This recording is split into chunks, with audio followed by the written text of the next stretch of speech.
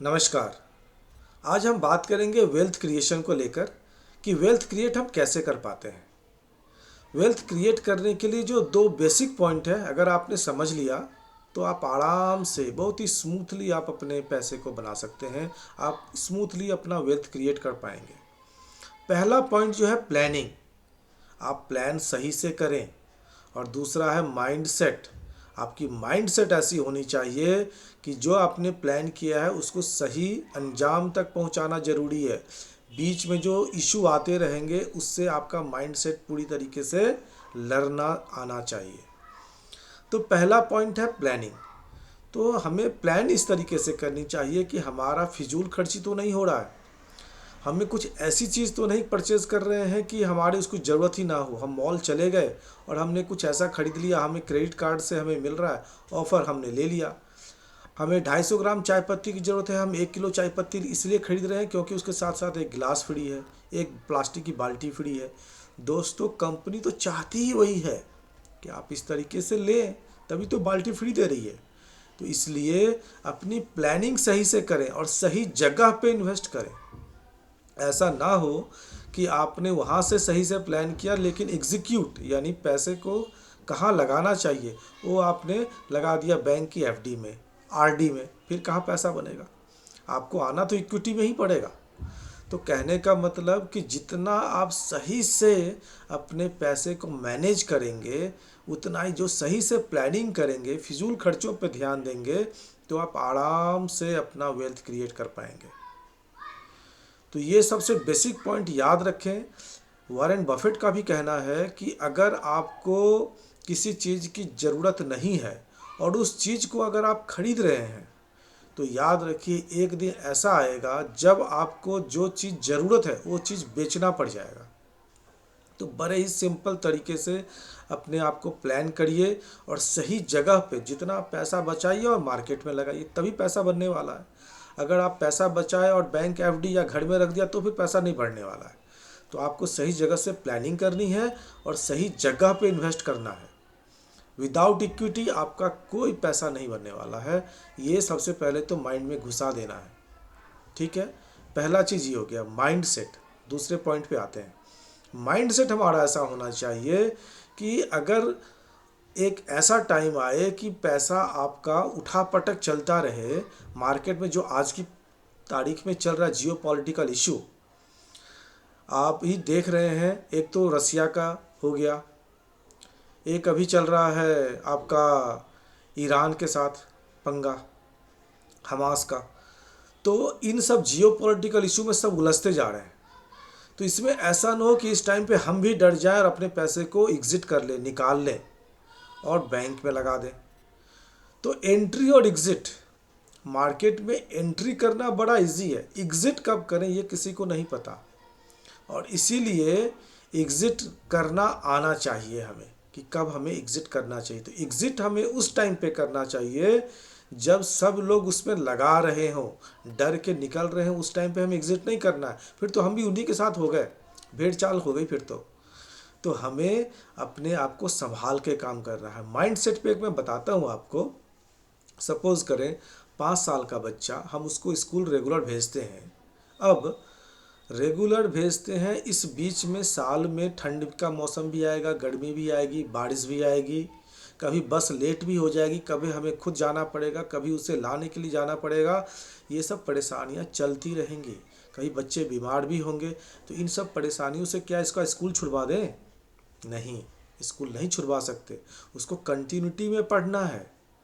और अगर हम उसे छुड़वा के बिठा दिए तो ये सबसे बड़ा रिस्क हो गया। कहने का मतलब कि आप स्कूल ना भेजें वो बड़ा रिस्क है। अगर अपने पैसे को घर में रख लें तो वो बड़ा रिस्क है। अगर आपने मार्केट में रखा वो भी रिस्क है, लेकिन कम रिस्क है घर में रखने से। ये समझिए, ये सबसे पहले माइंड में क्लियर करिए। दूसरा, अब बच्चे अगर बीमार हो गए तो क्या हम उसकी दवाई कराएंगे फिर उसको स्कूल भेजेंगे? इसी तरीके से हम अपने पैसे को सही जगह पे लगाते रहेंगे, इक्विटी में, म्यूचुअल फंड्स में, तो बीच बीच में ये सब चलता रहेगा। कोविड का आएगा, डोकलाम इशू आएगा, ये जितने जियो पॉलिटिकल इशू चल रहे हैं, इलेक्शन आएगा, सब आता रहेगा, ये आता रहेगा जाता रहेगा, आता रहेगा जाता रहेगा, लेकिन आपको उससे घबराना नहीं है। कभी आपका बीपी हाई करेगा, कभी लो कर देगा, घबराना नहीं है। बीपी हाई लो करना नहीं है। बिल्कुल आपने लगाया, आपने अगर एसआईपी के मोड पे किया है तो एसआईपी चलते रहना है, कोई दिक्कत नहीं। जब जब मार्केट में गिरे आप थंब रूल याद रखो कि हमें टॉपअप करना है, आप टॉपअप करते रहो साथ में। अगर आपका बच्चा इस साल भर की परेशानी झेलते झेलते झेलते 10-12 साल के बाद डॉक्टर, इंजीनियर, कुछ भी बनता है तो आपको खुशी होती है। इसी तरीके से अगर आपने 10-12 साल 15 साल इन्वेस्टेड रहे तो एक आपका अच्छा खासा कॉर्पस बनेगा, जो आपने गोल सेट किया, गोल अचीव होगा, आपको खुशी होगी।